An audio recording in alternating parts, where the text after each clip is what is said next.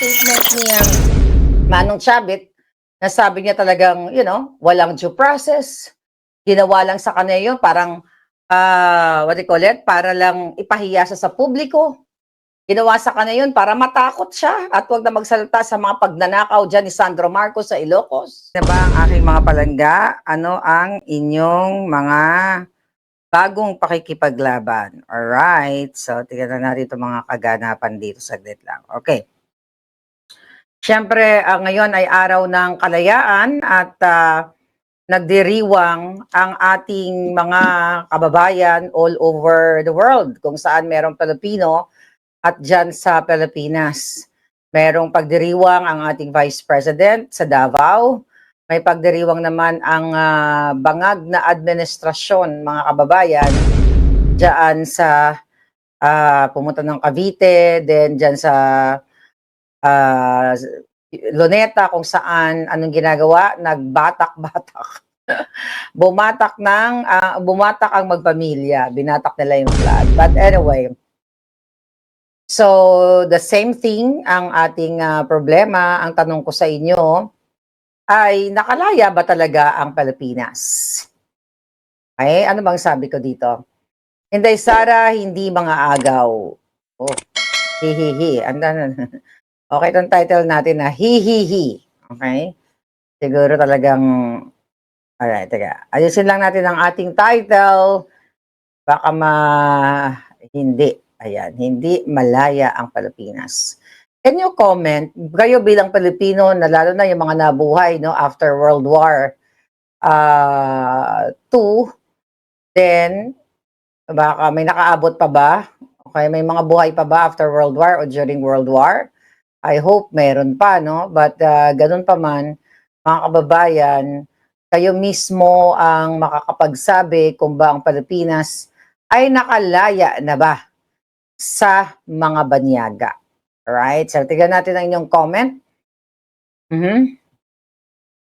Yes.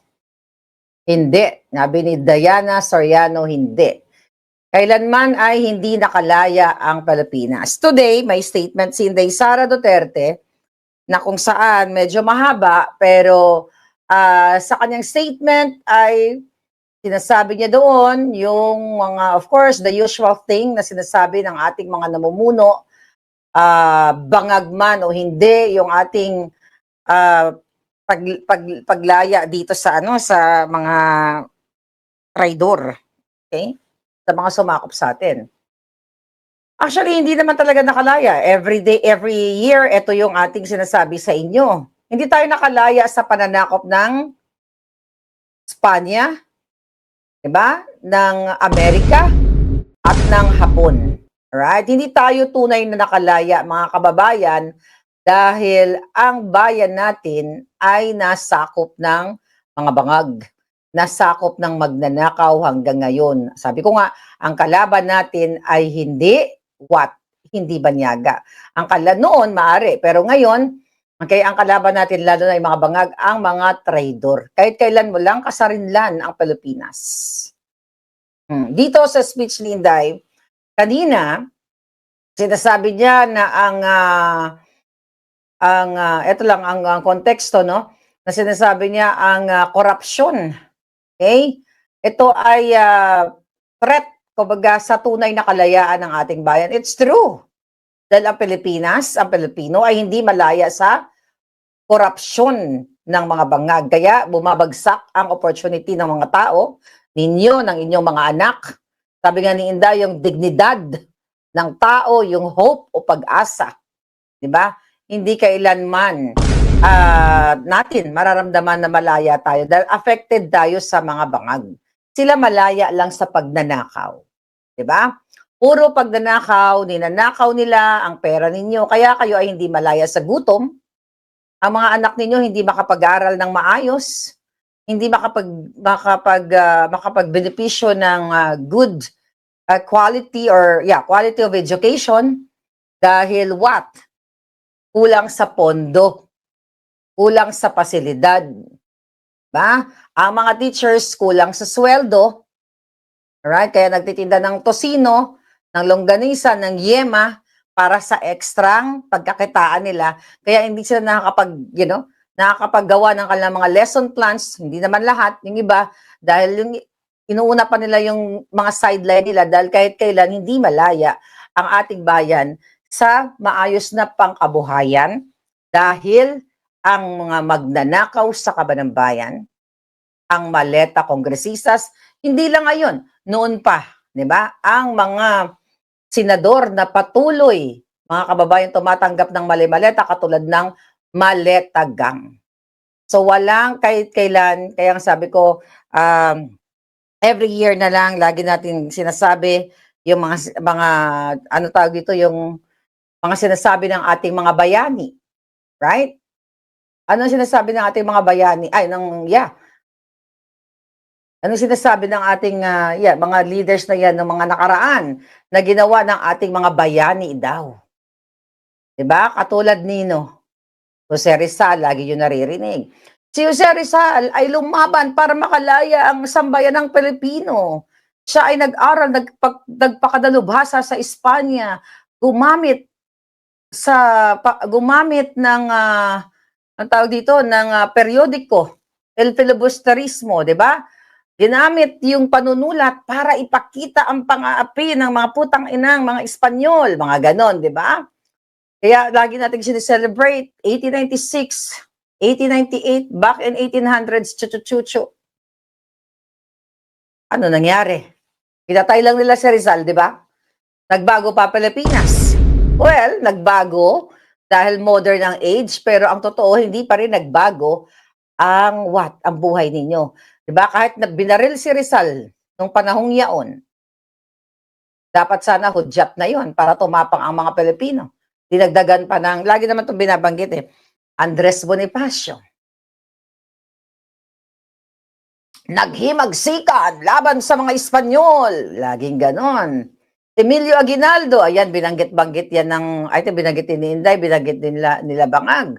Nanguna sa revolusyon, sinimulan sa Cavite, chucho-chucho, tignan mo ang Cavite. Tignan mo mga Remulla. Isinabuhay ba nila? Although may mga nagsasabi na traidor din si Emilio Aguinaldo.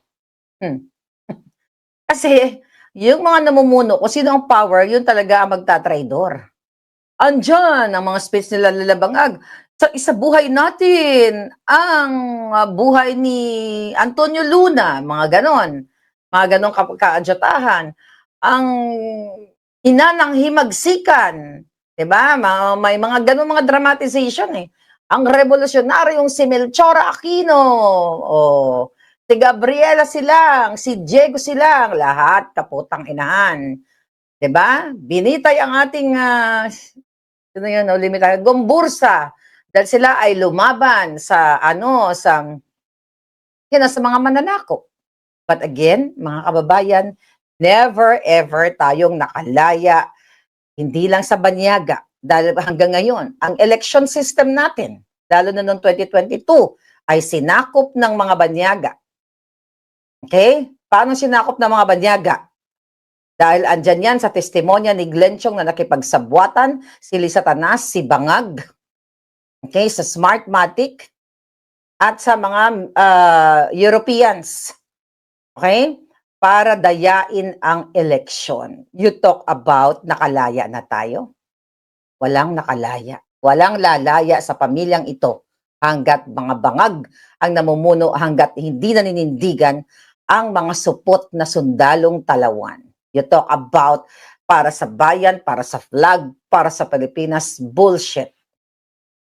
Sabi nga natin, hindi enough na meron lang tayong flag. Lagi natin iwawagayway ang flag natin.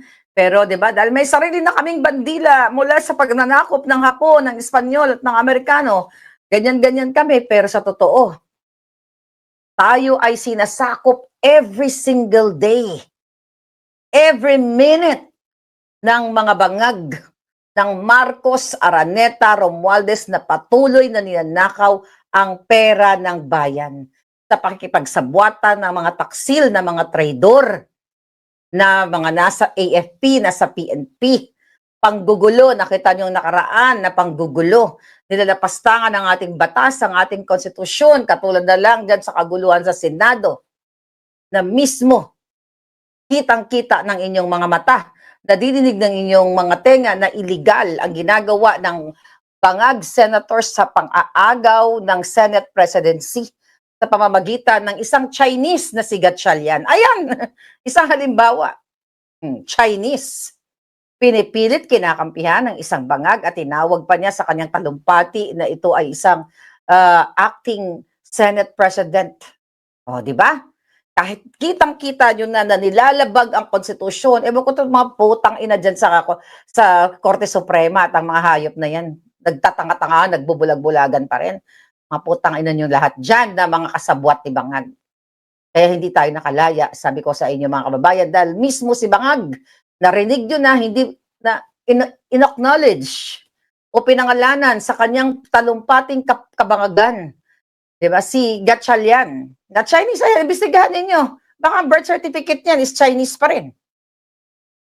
Yan ang tunay na mananakop mga agaw. Sabi nga ni Spook Sari Roque, pwedeng kasuhan ng usurpation of authority. Pang-aagaw sa pwestong hindi naman dapat sa kanya at sinuportahan ni Bangag. Hindi porket si Bangag ay nagsalita ay siya ay above the law na siya. Ibig sabihin, mas matibay ang niwi ni Bangag kaysa sa konstitusyon. Kaya sabi ko sa inyo, walang malaya sa Pilipinas. Walang malaya dahil ngayon ay what? Sinusupil ang inyong karapatan na magsalita.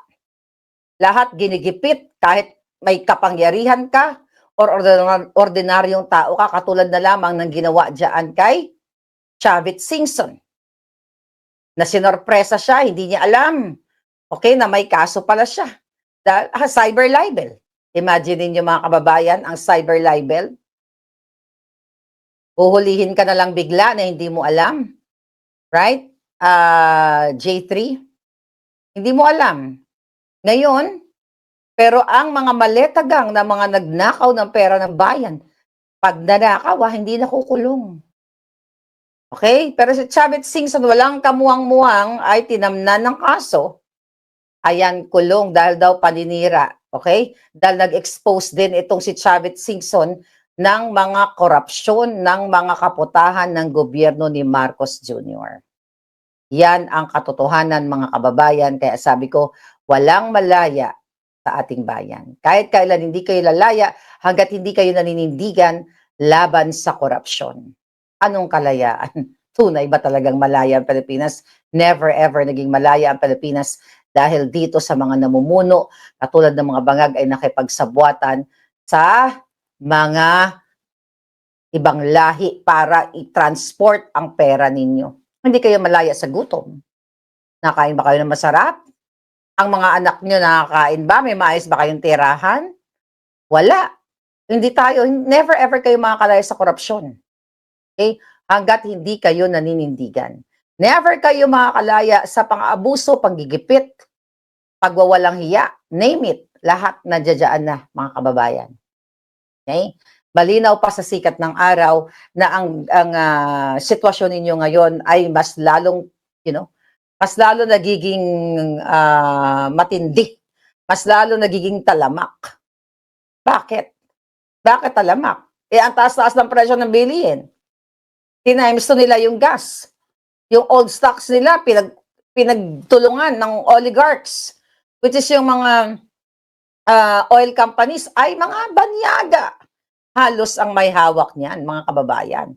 So meaning, hindi kayo nakalaya sa banyaga dahil double dead, kumbaga kayo eh. Double trouble o triple pa. From old stock oil, times 200% nila, plus 200% ang kanilang income. Tapos di naman tumaas ang sweldo ninyo. O, paano ka maging malaya niyan, mga kababayan? So, sabi ko, dapat yung mga araw-araw ng kaputahang kalayaan hindi na yung pinagdiriwang eh. Dapat hindi na natin pinagdiriwang yan every year. Kasi hindi naman talaga kayo malaya. Yan ang katotohanan, mga kababayan. Then, ano nangyari? Oh, katulad ng, who's that? Etong si Rene. Okay, yung dalawang batang namatay diyan sa Aurora Baler, di ba? Imagine nyo kung ma-verify yung mga reports na ginawa pala ng coach nila allegedly, nung nakita niya na, you know, na namatay na itong dalawang basketball players. Ito corruption, papasok lahat ng corruption at yung pag-aabuso sa kapangyarihan. So I don't know kung nabasa ninyo, may mga reports na lumabas. Kaya dapat thorough investigation, makipag-ugnayan ang pamahalaang bangag, pero that's impossible. Pero just for the heck, anong nangyari? Wala naman daw, allegedly, walang foul play. Pero nung namatay, ang dalawang basketball players, pinapirma ng non-disclosure agreement yung mga kasamahan nilang mga players doon at pinagbawalan para magsalita sa mainstream media or sa mga interviews, sa kanilang mga Facebook page. And also, prior to that putang inang team building na nagbuwis ng buhay ng dalawang bata, sinabihan na sila na delikado dyan. Sinabihan na sila, was that barangay o resort owner o whoever, meaning binigyan na sila ng warning na huwag na kayong tumuloy dyan. Kasi, what? Kasi delikado yung sitwasyon. Pero itinuloy pa rin nila. So, negligence. Or pwede pang kasuhan ng later on kapag naimbestigahan na nila Attorney Torion, mga kababayan. Yung coach nila, yung eskwelahan, yung Ateneo, yung mga officials na nag-allow sa ganyang kaputahang team building. Di ba? Dapat nagpapanggap na matatalino yung mga taga-Ateneo eh. Hindi ba nila alam para i-check yung mga weather forecast na yan, weather conditions or whatsoever?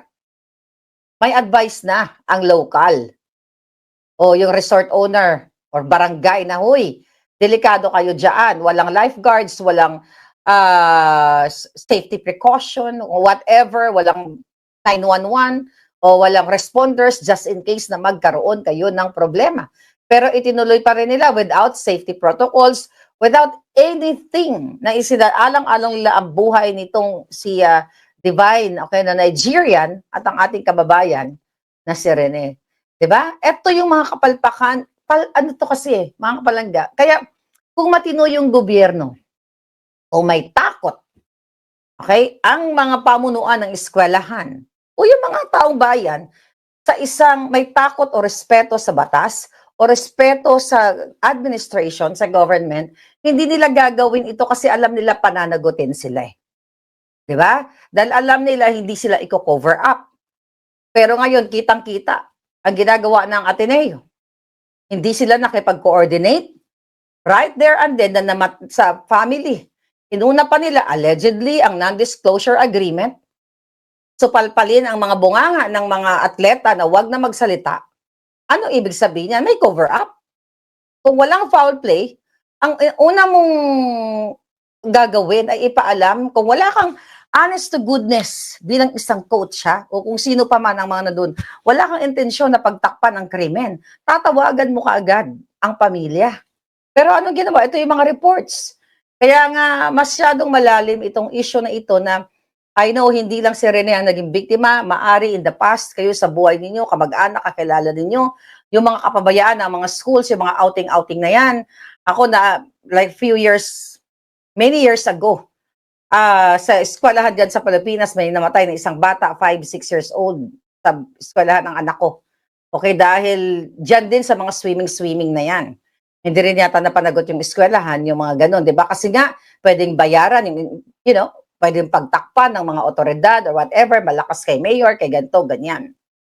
Di ba? Kaya hindi malaya sa panggigipit, sa pang-aabuso ang Pilipinas.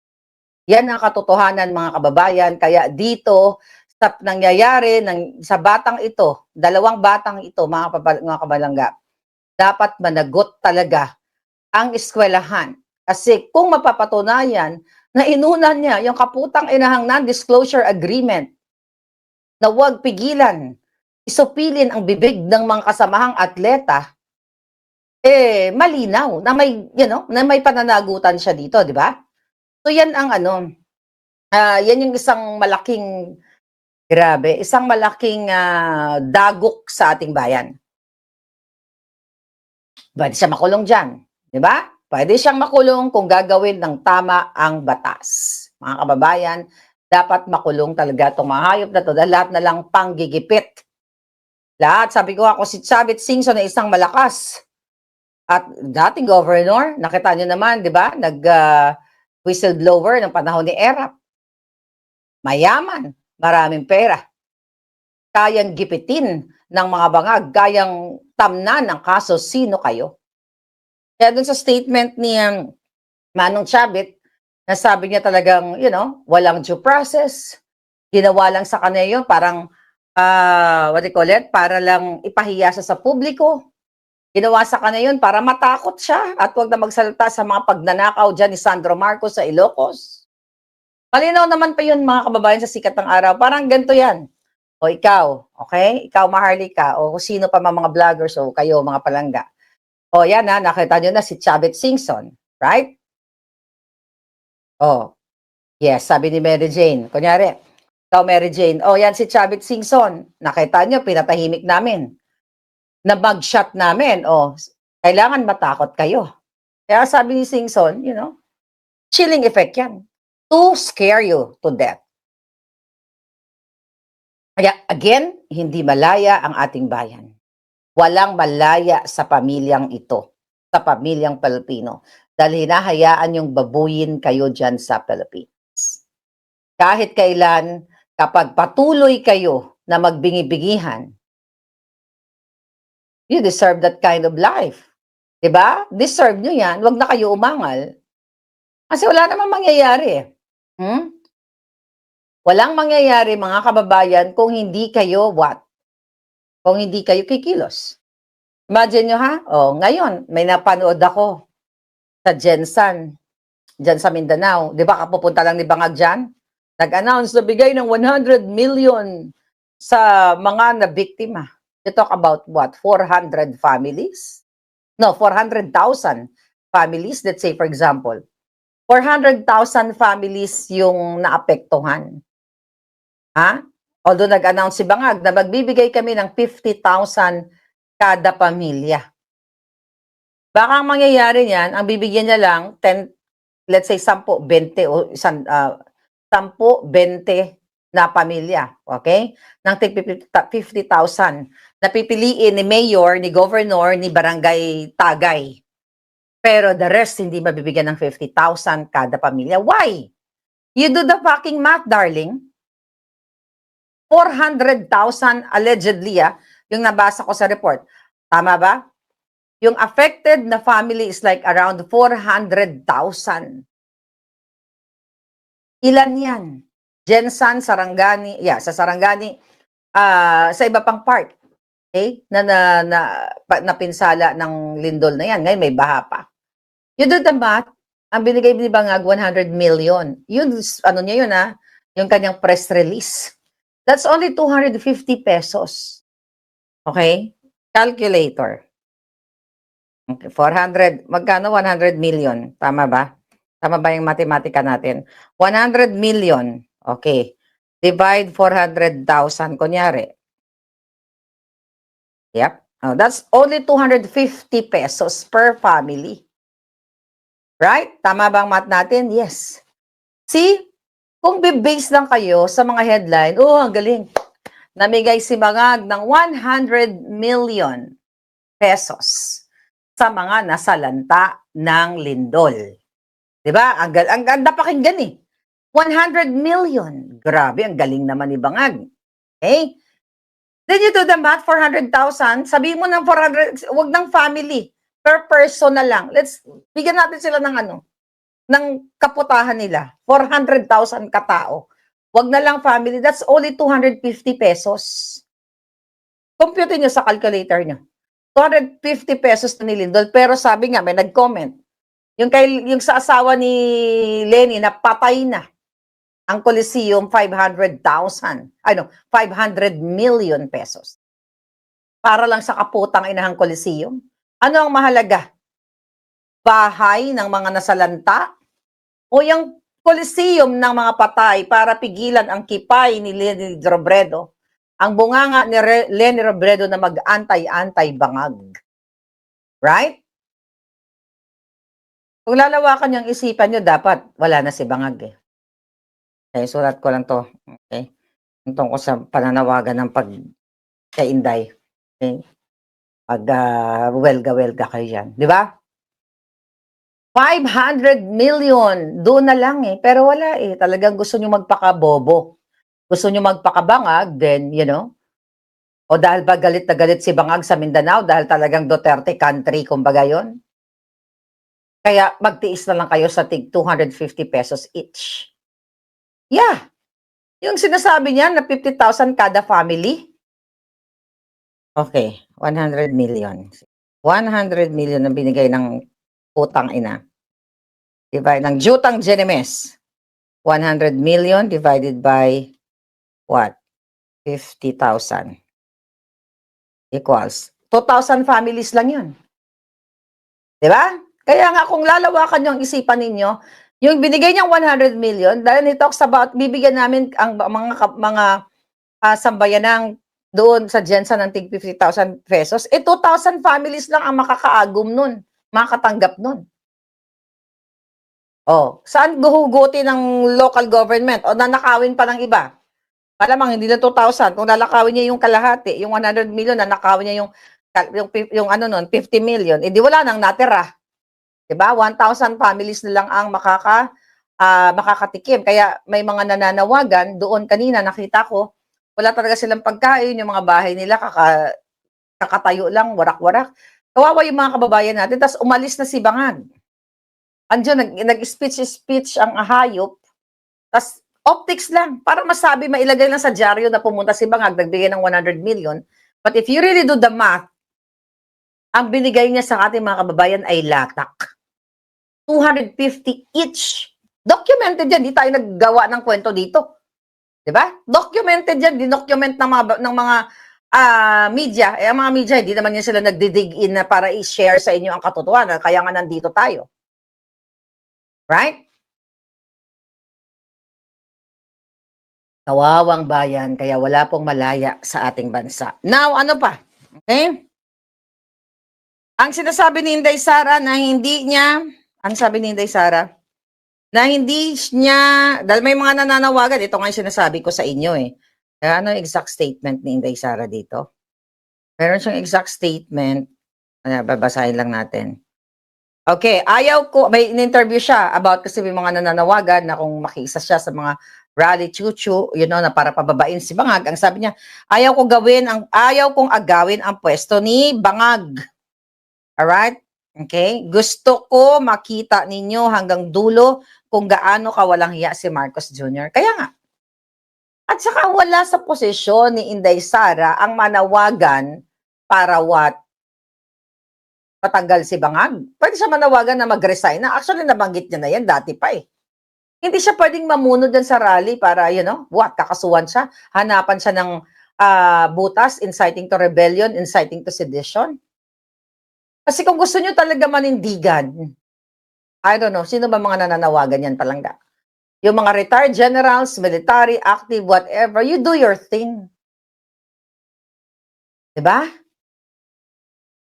At kapag nangyari yan, na gusto nyo talagang magwelga dyan, sunod-sunod na yan. Diba? Chain reaction yan. Or maybe yung mga taong nagsasabi, may nag-joke sa kanila, o insight nyo si Inday Sara para mahanapan natin ng butas. Kasi you have to consider, mga kababayan, ang mga bangag ay mga pariwara, mga adik. Pwede silang mangbomba dyan, mang-boom-boom-boom dyan, isisisi kay Inday Sara. Nga sabi ni Inday Sara, di ba? Yung mga nagsabi sa akin, Miss Marlica, dapat maano na si Inday Sara. Pwede siya magsalita, mag-resign na ka na Bangag. Dahil adik ang putang ina ka, pwede niyang gawin yon. Dahil wala ka ng silbi. Pwede rin siya magsalita na ang mga tao ay kung ayaw nyo na, dapat kayo ay mapayapa.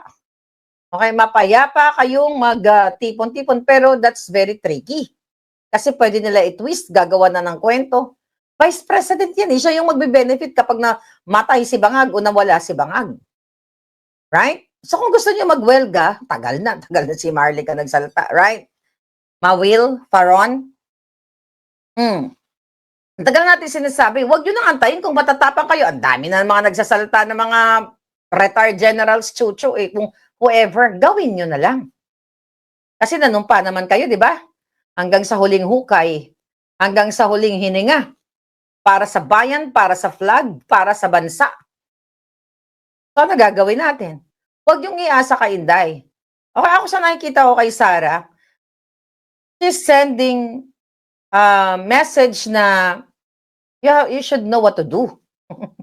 Ano, may maaring mali ako. Diba? Antayin natin. Ayun hanggang sa dulo. Panoorin ninyo hanggat magkamali na magkamali si Bangag. Ang dami na nga eh. Diba? Parang sinabi ni Inday dyan, okay, ang analysis, ang ano ko lang, may own thing. Walang kanalaman si Inday. Okay, kung gusto nyo panoorin hanggang dulo, ang kawalang hiyaan, ang pagnanakaw, ang mga maletagag, gawin ninyo. Parang ganon. Pero kung ayaw ninyong mapanood hanggang sa kaduluduluhan na maubos na ang mga dugo ninyo, you have to do something. Right? Hindi pwede kayo na mga I just don't know kung sino mga nagsasalta. Kailangan namin ng head, figure, chuchu-chuchu. Andito naman ako Patuloy na nagsasalta. If you're really fighting for your country, stop the bullshit, okay? Huwag nyo na sabihin na kailangan mamuno si Inday. Hindi nyo ba naisip yon? For sure, nag-aral din naman kayo siguro ng mga batas. Kayo mga militarist, Marivic. Totoo po, minsan naisip ko na bakit puro daldal ang nakikita naman ang mga magnanakaw. Exactly. Even yung mga active, mga police, whoever. Kaya sabi ni Inday, panoorin nyo hanggang sa dulo. Hindi nyo pwede siyang diktahan. Vice President siya. Yun ang gagamitin against her. Inano na nga ng mga impeachment, ayaw na nga siyang tantanan, dadagdagan nyo pa. Meron pa nga, I think, binidignan pa nila yung angulo na inciting to rebellion, sedition, yung mga ginawa ni Inday during the interview, di ba? Support para sa mga nagrally sa Senate, sabi ni Risa Son. May mga nagre-rally ba ngayon, Palangga? Thank you, Palangga. Parang ang sarap iwas-iwas sa mga peste. Uy, Eloy Macruz, Palangga, how are you? Been a while. Aga Choleng Rodriguez na namimiss na ako dyan sa Austria. Hope to see you soon, Palangga. Okay? So, hindi natin pwedeng iasa kay Inday Sara. Tignan mo yung mga, mga hinaharap niya. Tignan mo yung mga hinaharap namin. Pareho kami may kaso. Ako, hindi ako tumitigil. Sa kadaldal, manindigan kayo kung matapang kayo para sa bayan. May mga nagsasabi na, wala ba tayong expose dyan? Putang inang expose yan. 4 years na ako nag-expose. Anong gusto nyo expose pa? Diba? Every day. Since 4 years. Since 2022, for almost 4 years. Puro na expose. Nakikita na ng dalawang mata nyo. Ine-expose na ni Bangag yung sarili niya. Right? Boy Gising? Remy? Ine-expose na nila yung pagnanakaw. Andyan na yung Brave 18. May katuwang na tayo. Andyan na, ang marami na nagsasalita. Nakita nyo kung paano babuyin si Senator Alan Cayetano. Agawin ang presidency ng Senado sa kanya. Lapastanganin ang batas. Yun, nakita nyo na ang ginagawa dito sa mga whistleblowers. Kinakasuhan.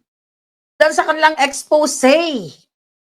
Si Maharlika ang unang kinasuhan dahil sa kanyang expose. Ano pa gusto ninyo? Kaya nga sabi ni Inday Sara, mga Palangga, panoorin nyo na lang. Right? Eloy, manakakawa na rin po.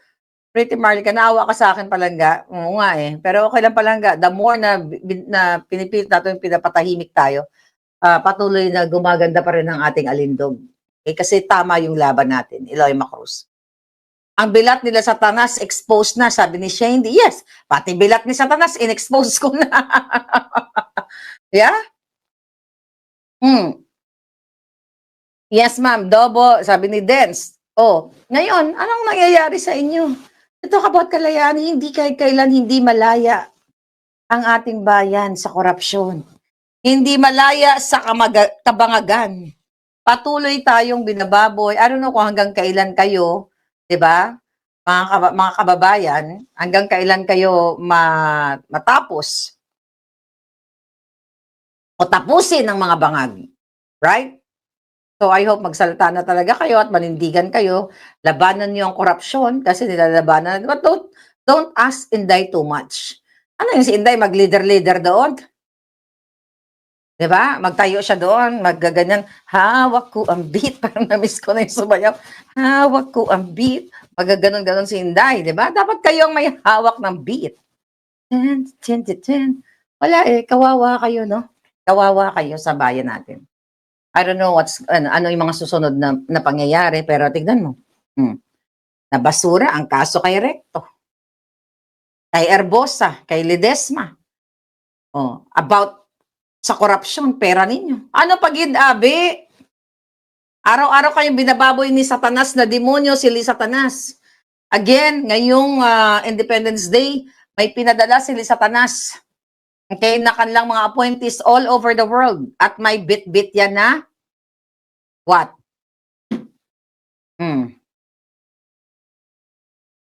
May bit-bit na pera galing sa kaba ng bayan. Ayan, no?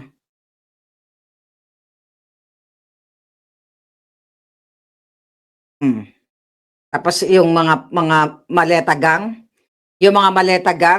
pumunta doon, 'di ba? Pa-optics sa mga walang hiya. Wala eh. Ano pa ba ang mga tignan lang natin kung ano mga nagbabagang walang kwentang balita. We'll see.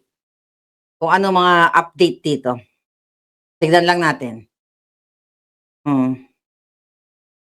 Ano to? Wala, puro na lang ebidensya laban kay Inday Sara.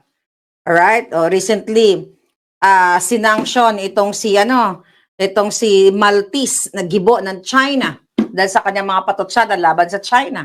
Ayun na nga yung problema dyan sa mga bangagi. They talk against China, bullshit about sa China. Pero tignan mo, ano ginagawa nila ngayon? Nakikipag-business si Satanas sa mga Chinese. Nag-appoint. Yan ang una kong expose. Nang walang black and white, walang paper, walang dokumento ng Michael Ma, nag-appoint sila Tichico. Yung isa na may-ari ng Cherry Mobile. Who's that? Yung may-ari ng Cherry Mobile? May kaso din yun. Kasabay yun ni Chis Escudero. Imagine mo, tahimik na rin. Kumusta niya yung kaso niya? Inappoint yan ni Bangag. Mga traidor sila.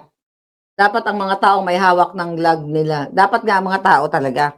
Diba? Ito mo yung Maynard Ngo, na-implicate yan sa flood control. Kasama ni Escudero, tahimik. Appointee yan ni Bangag. Special envoy. Kasabwat nila Satanas yan. Chinese yan. Tignan yung mga birth certificates niyan. Then galit na galit sila sa China. Kaya sabi ko nga sa inyo, sakupin ko na lang uli kayo. Hindi malaya ang Pilipinas. Ako na ang sasakop sa inyo, ang Amerika. At least, di ba? Magkaroon kayo ng sarili niyo mga benefits sa buhay ninyo. Yan ang mga ngayon. Ano to? Balak ay patawag ng NBI itong coach na si Tab Baldwin. Lulutuin na naman yan. Kasi wala na tayong tiwala sa gobyerno natin. Gobyerno ninyo. Ninyo pala. NBI kasabwat. Lahat sila appointee galing sa under executive department. So kung ano mang sabihin dyan ng PNP, NBI, DILG, lahat yan ay may basbas ni Bangag. Lahat yan may basbas ni Satanas kung paano distrong ka rin ang mga kaso, kung paano pagtakpan o pakiusapan kasi ganito, ganyan. Paano pakiusapan ng mga pamunuan ng Ateneo since may mga reports na yun nga, sinabi natin kanina, na mayroong cover-up, allegedly, NDA, at kung ano-ano pang pagbabawal sa mga atleta. So, wala na talaga mga kababayan. Kaya yung kaputahan ni Bangag, ano ba yung mga sinabi ni Bangag ngayon? Ito, basahin natin sinabi ni Bangag. Sabi ni Bangag ngayon araw ng walang kalayaan. Maging mapanuri sa katotohanan. Gamitin natin, maging mapanuri sa katotohanan, father of fake news siya. Hanggang ngayon, yung pa rin nakuha si Zaldico, di ba? Yung kasinungalingan mong bangag ka, atat ka.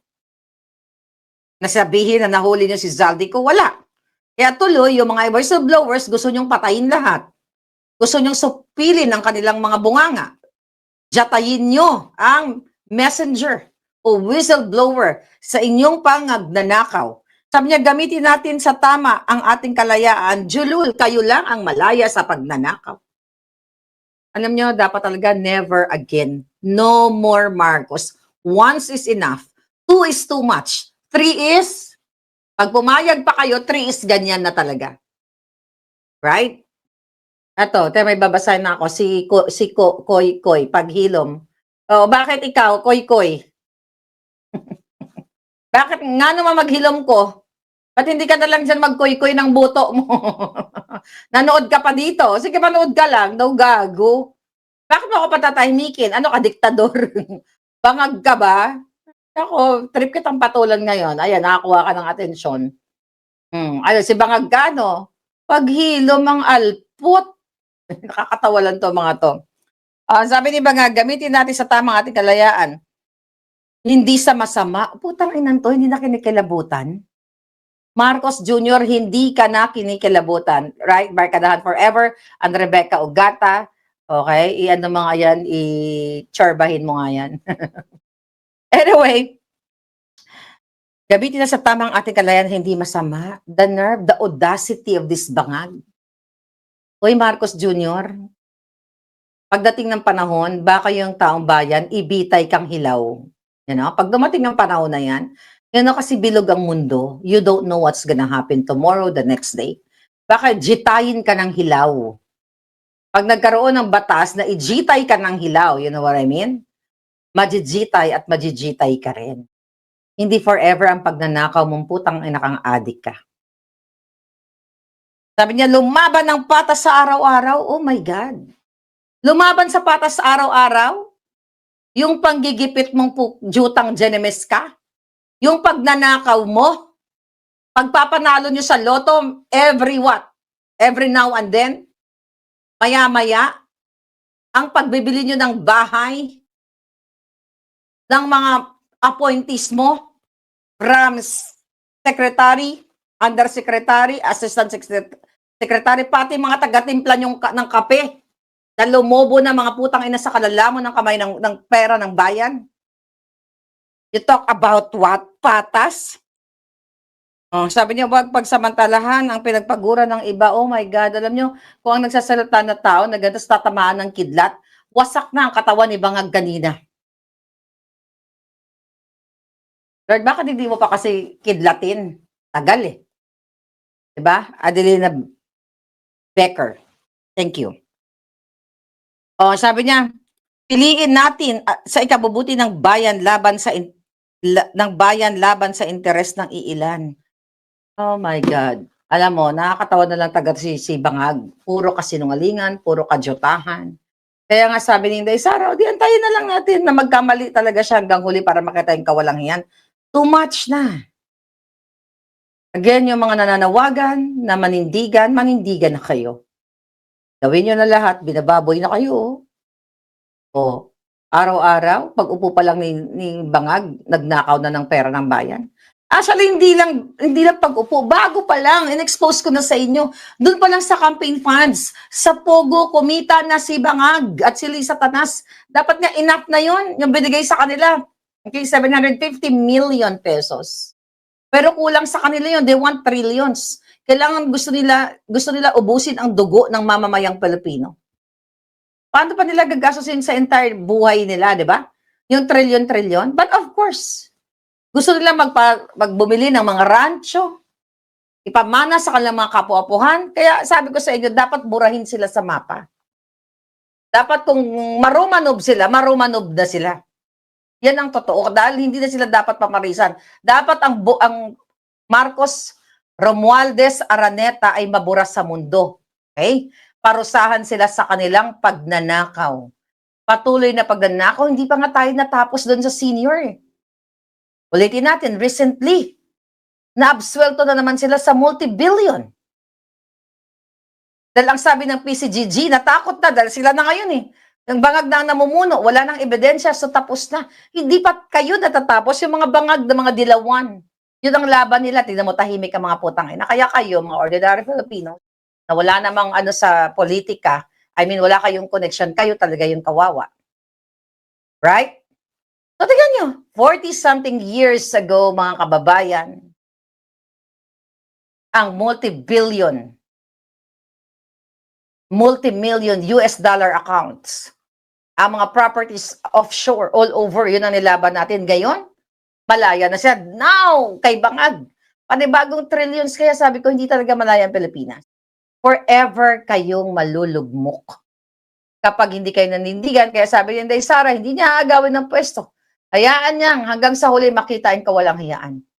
Then you people, it's up to you kung paano niyo i-handle yan. Ano yan? Sabi ni boses mo, ano pa ba, Doors, nagsasalta na si Inday Sara. Boses, araw-araw na nga nagsasalta yan. Diba? Nakita nyo naman. Katabi sana hindi i-unfreeze ng Amerika at Hong Kong ang mga frozen fruits nila. Oh, we'll see. Anong mangyayari dyan, mga palangga? Yes, Jack Sparrow. Kim Wong Pogo King. True Lily, di ba? In-expose ko na lahat yan. Tignan nga natin mga picture dito. Okay, where is that? Oh, nagkandamatay na nga to mga to eh. Yung mga kasabot ni Satanas. Ayan no, Pogo Group. Remember that? Remember that expose sa inyo? Nataranta na naman sila dyan sa expose na yan. Anong sabi nila? Yan, si Cassandra Ong. Oh, anong sabi nila? Nagpa-picture lang daw yung si Cassandra Ong. Remember that Cassandra Ong sa kanila? Remember yung mga Pogo? Ayan ang mga kaklase ni Bangag sa kaklase sa Kabangagan. Oh, ayan si Benito Techico. Special Envoy to China. Buhay pa rin yan. So lahat yan, in-expose ko. Tagal-tagal ko na in-expose sa inyo yan, mga kababayan. Oh, lahat na lang ng kasinungalingan sinasabi na pag may picture, ay hindi nagpa-picture lang. Meron bang ganyan na nagpa-picture kasama sa dinner? Hindi ganyan kapag fangirl ka lang. Puro kasinungalingan ang ginagawa ng Bangag. Ito yung una natin in-expose. Oh. Remember this? Would like to request the Committee on Ways and Means to issue subpoenas for the following brokers, importers, facilitators allegedly involved in large-scale agricultural smuggling in local ports and around the Philippines. Namely, tumahimik na rin yan. Michael Ma, Lujin Ang, Andrew Chang, Beverly Lacson. Perez, a certain Aaron, operating in MICP and POM, Manuel Tan, Leia Cruz, June Diamante, Lucio Lim, and Jerry Tebes. Okay, mga kababayan. Yang mga taong yan, ano yan? Ba't may nag-clap-clap? Yang mga binanggit ni Swansing, that was 2022, December, I believe. Yan, isa yan sa mga in-expose. At yung mga pangalan na yan, in-expose din yan ni Panfilo Lacson, ni Pinky Lacson, sa kanyang privilege speech noong 2017. Ang mga pangalan na yan na sila ay smugglers, hoarders, etc., etc. At yan ay what? Mga inappoint pa ni Lisa Tanas. Ito si Michael Ma, yung una-una pinangalanan. Balikan lang natin ang expose ni Maharlika. Hello, hi. You guys are great. Thanks for the support. Okay, thank you very much. Sama-sama tayo. Babago muli. Kita nyo? Sama-sama tayong magnanakaw muli. Then you talk about what? Galit sila sa China pero makasabot nila mga Chinese na mga illegal. Si Lacson, kaya hindi uusad yung investigation dyan sa flood control kasi nasalpakan na si Lacson. Okay? Kaya nga ang tanong natin, Lacson, ilang maleta? Kahit balikan niyo po mga kababayan ang privileged speech ni Lacson noong 2017 tungkol din sa mga smugglers na yan, yung mga pangalan binanggit kanina ni Swansing, yan din yung mga pangalan na pinanagot ba ni Lacson nung siya ay nasa Blue Ribbon? Nag-initiate ba si Lacson? Si Pinky, na imbestigahan natin to. Kasi ito yung nilaban ko noong 2017. Wala. Kasi what? magkakasabwat na sila. Kasi what? Ang karamihan sa kanila ay tumanggap na ng maleta, kaya nga gusto nilang lahat kasuhan, ang Brave 18 and another 14, and si Colonel Diskaya ay tinuluyan na nilang kinulong para hindi na mapatawag dyan sa Blue Ribbon Committee under Marcoleta, under Pia Cayetano, kasi ang mastermind ng pagnanakaw ay ang Marcos Araneta Romualdez. Right, Katobi, remember that? The Jung. Nasaan na? Yan, dapat kasuhan din yan si Marcos Jr. Nag-appoint ng walang proper documents o wala talaga, zero. Hindi makikita sa website ng gobyerno. Nag-appoint ng other Amerikano. Kahit na natanggal na siya. Sino yung another Amerikano? Ang asawa ni Tony Gonzaga. Na biglang yumaman. Saan kaya siya kumuha ng pera? Right? Ang dami, mga kapalangga. Ang dami nyo nang dapat noon pa kayo kumilos. Pero wala eh. Sabi nga ni Inday, di panoorin nyo na lang. Okay? Oh. That's the fact na sasabihin ni Gatchalian. Ano sabi niya? Ang mga nagtatakang sirain ng ating demokrasya sa pamamagitan ng karahasan ay haharapin ang buong kapangyarihan ng batas. Ang putang inan to, ikaw na nga ng agaw. Ikaw na ang lumabag sa batas. Wala na nga demokrasya, mga hayop kayo. Kaya sabi ko, ang perception ninyo ay kanilang tinatarget. Pinabago nila yung utak ninyo, gusto nilang sirain ang inyong pag-iisip na ang mali ay tama. Na sila ang nasa tama kahit sila ay nang-agaw ng kapangyarihan sa Senado. Na sila ang tama na nagkaso sa mga Brave 18 soldiers, sa mga dissenters, sa mga critics like me and you, nakasuhan dahil mali ang ginagawa natin sa pag-expose. Baliktad na po ang mundo. Kaya sabi ko nga, kung hindi kayo kikilos, kailan? Or sabi ko nga, sakupin na lang kayo China or America o ng Espanya ulit, right? Or maybe you can go to Spain and get, your citizenship sa Espanya dahil 2 years lang, pwede ka na mag-citizen doon. Kaya talagang walang mangyayari sa bayan natin. Ay, nako. I don't know kung ano ang... Everyday naman tayo, hindi naman tayo tumitigil dito, mga kababayan. Puro kadyutahan ng lahat itong mga ginagawa ng lahat ng panggigipit nasa kanila na. Lahat ang krimen every single day. Okay? Every single day, tumataas ang gutom ninyo, wala. Ano pa ba ang kailangan gawin para kayo ay magising sa katotohanan? Ang namamayagpag ay ang mga kawatan. Ina-appoint ang isang Maltese na si Gibo. Ngayon, nagrereklamo ang gago dahil, sinanction siya ng China. Ano ngayon? Tignan natin dito. Pati asawa daw at kanyang mga anak. Ano tong balita na to? Do not follow rules, and then you have rivals who do not follow rules, and then Okay? the problem is if there are rivalries that you have rivals who do not follow rules, and then try to use their size like China against you. Yun ang mistrust, no? Kasi hindi na nga sumusunod sa batas, galit pa. Kapal ng mukha. Sa mga naging pahayag. Ang kapal ng mukha, di ba? Hindi daw sumusunod sa batas. Pero buong gobyerno ni Bangag ay hindi sumusunod sa batas. Patuloy na pinagnanakawan kayo, patuloy na binababoy, ginagamit yung mga gera-gera na yan sa China dyan sa West Philippine Sea. Para what? Para may mapag-usapan lang sila na kunyari ay pinaglalaban nila ang soberenya. Pinaglalaban nila against sa mga mananakop ang Pilipinas. Pero ang totoo, matagal na tayong nasakop. Ulit, nasakop tayo sa mga kamay nila ni Marcos Jr. Sa pagdanakaw sa pera ng bayan, sinakop na tayo. Ulitin natin ulit. Wala kayo mga trabaho. Sinakop na tayo, dinakop na kayo kasi yung pera para sana sa opportunity ninyo, hinakot na ni Satanas sa offshore accounts.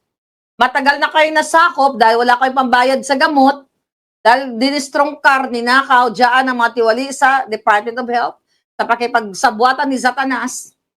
Okay, ni Bangag. ang pera. Kaya andyan kayo sa istabi nyo sa mga pampublikong hospital, nakatenga kayo dyan, ipang bili ng sabaw, wala kayo.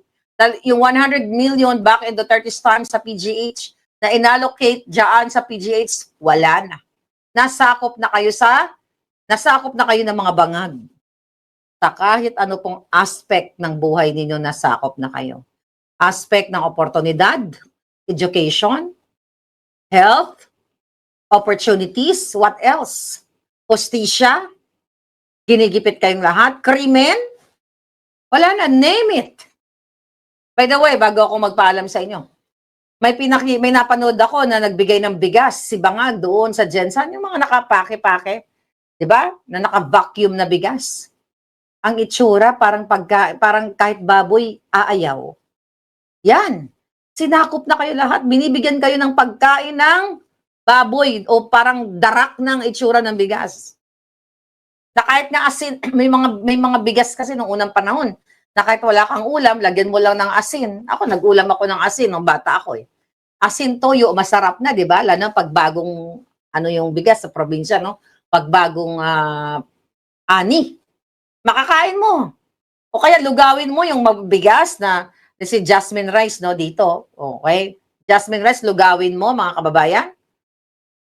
Gisahin mo lang ng sibuyas, bawang at asin, masarap na. Diba?